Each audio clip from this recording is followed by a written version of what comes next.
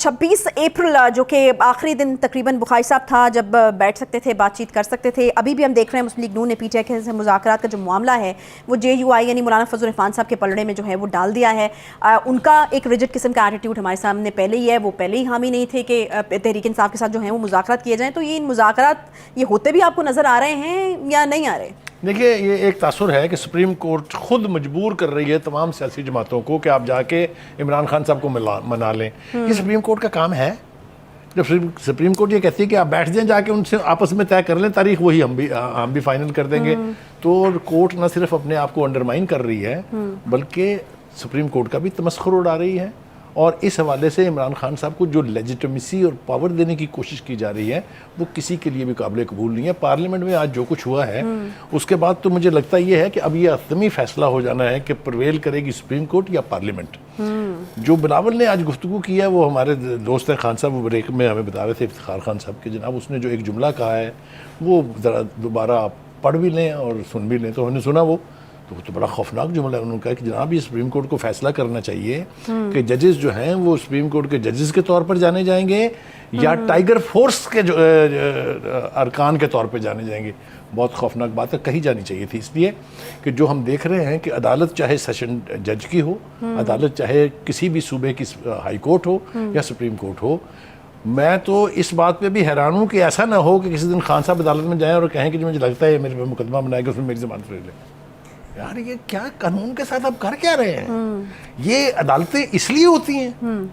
तो कहने का मतलब ये है कि इसमें ये कहने में मेरे पास जवाब मौजूद हैं। एक दिन में 12-12 मुकदमों में 7-7 मुकदमों में जमानतें होना, ये पता नहीं रियास दुजाना का कानून तो हो सकता है। अच्छा, कल के दिन को बड़ा इंपॉर्टेंट माना जा रहा है बुखारी साहब। कल 11 बजे के बाद से वहाँ पर कोई केस जो है वो और नहीं सुना जाएगा, सिर्फ इलेक्शन उसके हवाले से जो फंड्स हैं उसके ऊपर जो है वो बात होगी। मुझे बताएं कि यहाँ पर फिर अब कल क्या होगा? मेरी इंटरप्रिटेशन ये है कि चीफ जस्टिस साहब को अब ये अंदाज़ा हो गया है कि पार्लियामेंट जो है वो अपने पाँव पे खड़ी होने लगी है, इसीलिए वो उनकी जो कॉज लिस्ट है पहले कैंसिल हुई थी। पहले ये कहा गया कि उनकी तबीयत ठीक नहीं है जनाब, वो तो जी पता नहीं कब तक ठीक होंगे, तो अदालत फिर दोबारा लगेगी।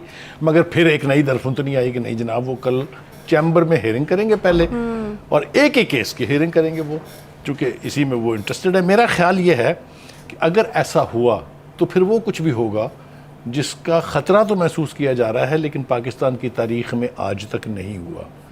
अगर चीफ जस्टिस साहब वाक़या तौर पे ये फ़ैसला कर लेते हैं तो फिर कल का दिन और ज़्यादा अहम हो जाता है, क्योंकि जो भी फैसला होगा पार्लियामेंट ने तो नहीं मानना। आज तमाम पार्टियों के लीडर ने, जितनी भी तकरीरें मैंने सुनी है, उनमें ये सवाल उठाया गया है और ये बात वसूख से कही गई है कि जजेस को ये बात बावर कराने की ज़रूरत है कि आप पार्लियामेंट के ऊपर सुपर अथॉरिटी नहीं है।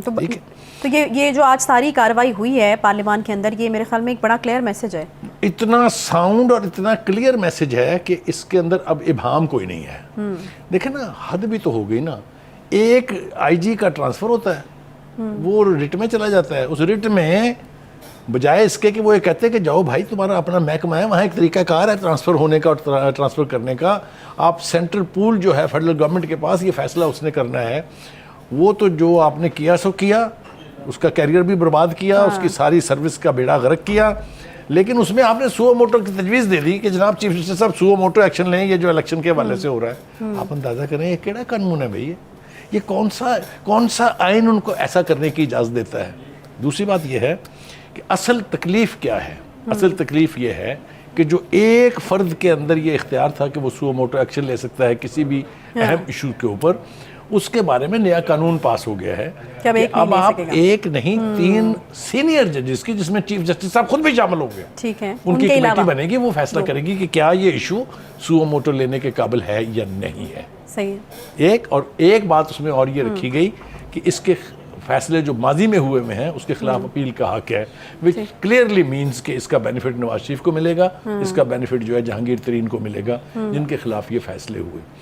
इसी तरीके से अगर आप ये देखें कि अदलिया को अब होश के नाखून ले लेने चाहिए, क्योंकि जितनी पॉलिटिकल पोलराइजेशन हो गई है, जितना खान साहब की मदद करने के चक्कर में, खान साहब से अपनी मोहब्बत के चक्कर में उन्होंने बात को जितना फैला दिया हुआ है, उसको समेटना मुझे नहीं लगता कि अब उनके इख्तियार में है। अच्छा। अगर ये बात इसी तरह से मजीद फैलती गई तो हेड ऑन कोलिजन होगा कौन प्रवेल करेगा ये तो वक्त आने वाला बताएगा। खाई साहब, मुज़ाकरात के हवाले से जो है वो सवाल मैंने आपसे किया और उसका जवाब मुझे अभी तक नहीं मिला। ये फजलुर रहमान साहब का तो एक बड़ा क्लियर स्टांस है, तो ये क्या जानबूझ के उनके कोर्ट में डाला गया है बॉल कि आप जो है वो फैसला करें? क्योंकि पहले ही उनको बिलावल साहब मनाने की कोशिश कर रहे थे और वो कह रहे थे कि पीटीआई के साथ मुज़ाकरात होनी नहीं चाहिए, तो अब आपको नहीं लगता कि और मज़ीद जो है वो मुज़ाकरात जो हैं वो खटाई में पड़ गए हैं? देखिए, माजी में मुज़ाकरात की बात तहरीक इंसाफ ने तो अब करनी शुरू की है ना, और वो भी सिर्फ सिंगल पॉइंट एजेंडा के ऊपर के जो वो चाहते हैं वो मान जाए, आप तो मुज़ाकरात कर लें। लेकिन अगर आपको याद हो, जब से ये असम्बली का पहला सेशन हुआ था उस वक्त जो है वो इनके इनखला के बाद और इनके इनखला से पहले जब खुद इमरान खान साहब प्राइम मिनिस्टर थे तो लीडर ऑफ द अपोजिशन जो शहबाज शरीफ साहब थे उन्होंने कहा था कि आइए बैठ के मिसाक जमहूरियत कर लेते हैं, मिसाक मईशत कर लेते हैं। उसके बाद भी एक तवील अरसे तक पूरी की पूरी पीडीएम की लीडरशिप जो है वो मुज़ाकरात की बात करती रही है, खान साहब से दरख्वास्त करती रही है, उन्होंने एक सुन के नहीं दी। अच्छा। अब जब मुज़ाकरात की बात अब पीटीआई ने करनी शुरू की है तो उसके अंदर एक ख़ास रवैया है जिसकी तरफ इशारा करना बहुत ज़रूरी है। खान साहब ने एक तकरार की कि जी मैं तो इन चोरों डाकुओं के साथ नहीं बैठूंगा। लेकिन ये कभी गौर नहीं किया कि उनके अपने साथ कितने चोर और डाकू हैं। वो जिसको पंजाब का सबसे बड़ा डाकू कहते थे वो उनका वज़ीर आला था, लेकिन पार्टी का सदर है। हैविंग सेड दैट, तो अब पीडीएम ने मेरे ख्याल से ये फैसला किया है कि हम भी उनके कमी कमीनों से बात नहीं करेंगे। अच्छा। क्योंकि आपने देख लिया ना क्या हाल हुआ कि असद कैसर साहब जो है उन्होंने इनिशिएट किया डायलॉग, चंद पीडीएम के लीडर से वो मिले तो खान साहब ने ज़मान पार्क में बैठ के कहा कि जनाब इसको तो मैंने हक ये इख्तियार ही नहीं दिया था, ये किस खाते में बातचीत कर रहा है, मैंने तो इख्तियार जो है शाह महमूद कुरैशी को दिया था। सही। डर ये है और पीडीएम की लीडरशिप मेरे ख्याल से मुनासिब ये ख्याल करती है कि जब मुज़ाकरात फाइनल होंगे, डेलीगेशन बनने की बात होगी तो ये मसूफ पीछे से खुद बैठ जाएंगे पीछे और अपनी एक टीम भेज देंगे। मुझे ये यकीन है कि अगर ऐसा हुआ तो इसके मुकाबले में वहाँ से भी सेकंड और थर्ड टीयर लीडरशिप जो है उसको भेजा जाएगा मुज़ाकरात के लिए। एक नई डेवलपमेंट ये है कि पीडीएम अभी कहती है कि ये जो मुज़ाकरात आपसे होंगे ये खुले मैदान में नहीं होंगे, ठीक है, ये होंगे पार्लियामेंट की छत के नीचे।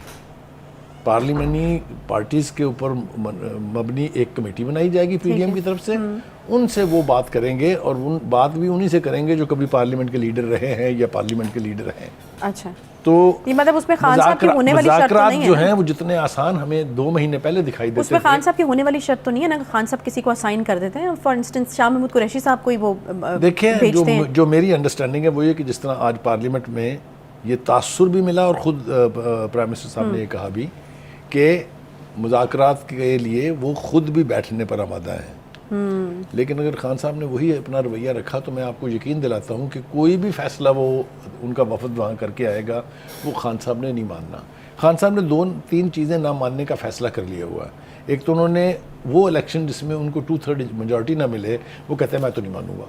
अच्छा, उन्होंने यहाँ तक कहा है और ये रिकॉर्ड की बात मैं बता रहा हूँ कि अगर हमें सिंपल मेजॉरिटी मिली तो मैं दोबारा असम्बलियाँ तोड़ूंगा और फिर दोबारा इलेक्शन में जाऊँगा। अब आपको ये बात समझ आ जानी चाहिए कि क्यों ये चाहते हैं कि इलेक्शन जो है जुलाई तक हो जाए, क्योंकि 16 सितंबर को भाई फतेह मोहम्मद बंदयाल, सॉरी माफ़ कीजिए, उमर अता बंदयाल साहब हो जाएंगे रिटायर, तो फिर इंतखाबी उज़रदारियाँ तो कोई और सुनेगा ना। हाँ। फिर ये थोड़ी है कि उनको अपनी मर्जी के फैसले मिल जाएंगे वहाँ से। तो ये एक बहुत बड़ा लिंक है आपस में, इसीलिए खान साहब जो है वो इतने ज़िद पर कायम है कि नहीं जनाब